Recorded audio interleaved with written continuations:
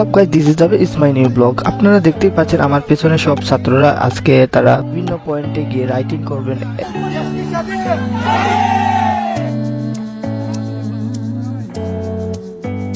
এটা লেখার আসল কারণ হইলো আমরা নেক্সট জেনারেশনকে ইন্সপায়ার করতাম চাই আর এটার মাধ্যমে তারা যখন স্কুল কলেজে যাইব তখন তারা লাগানি হইতো না বা অন্য কোনো কিছু লাগানি হইতো।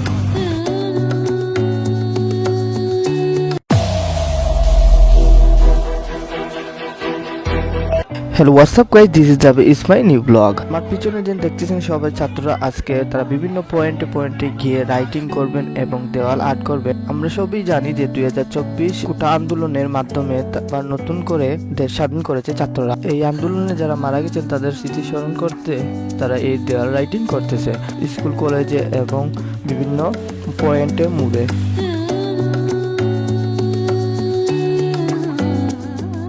প্রথমে তারা কলেজ এবং তারপর স্কুলের দেওয়ালে, তারপর উপজেলা কমপ্লেক্সের দেওয়ালে তারা রাইটিং করবে।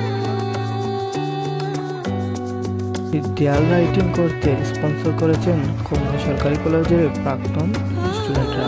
বর্তমানে তারা লন্ডন প্রবাসী।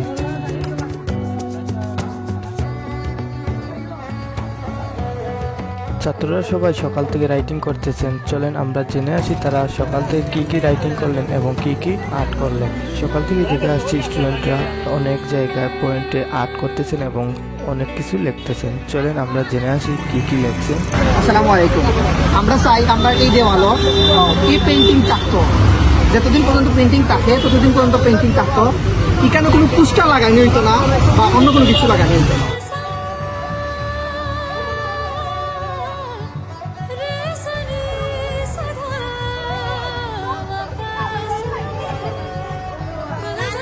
পানির বোতল আর এখানে লেখা পানি লাগবে পানি, এর মানে কি বুঝলাম না ভাই।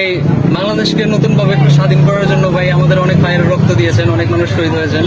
এদের মধ্যে একজন হচ্ছেন মুগ্ধ ভাই। মুগ্ধ ভাই আমাদের জন্য পানির বোতল এগিয়ে দিয়েছিলেন এবং এর মধ্যে দিয়ে উনি মারা যান। তার ওনার স্মৃতিস্মরণে আমরা এই পানির বোতল এবং পানি লাগবে পানি এটা লিখেছি। থ্যাংক ইউ ভাই। আপনি কি লেখা? আমরা এবার লেখলাম দুটি পাতা একটি ফুল চলো রাষ্ট্র গড়ি। লেখার আসল কারণটা এটা লেখার আসল কারণ হলো আমরা নেক্সট জেনারেশনকে ইন্সপায়ার করতাম চাই আর এটার মাধ্যমে তারা যখন স্কুল কলেজে যাইব তখন তারা এটা আমরা লেখা পড়বো। অ্যান্ড আমরা সিনিয়র ভাই তারা যে আমরা লাগে যুদ্ধ করছি, আমরা লাগে শহীদ হয়েছি, তারা আমরার ভাগর যে লড়াইটা তারা লড়িয়া দিচ্ছে। সো তারার লাগে আমরা একচুয়ালি এটা করবো নেক্সট জেনারেশনকে ইন্সপায়ার হইতো। তারা লেখান খুব সাহসী হইতো। তারা লেখান আমরা নেক্সটে যদি কিছু আইয়া থাকে তারা ডরাইতো না। অ্যান্ড তারা আমরা বুক ফাটিয়ে দিত। নিশ্চয়ই আমরা এটা তারা সবটার সাথে স্মরণ করতাম চাই। আল্লাহ তাআলা তারা জান্নাতবাসী করতাম। ধন্যবাদ।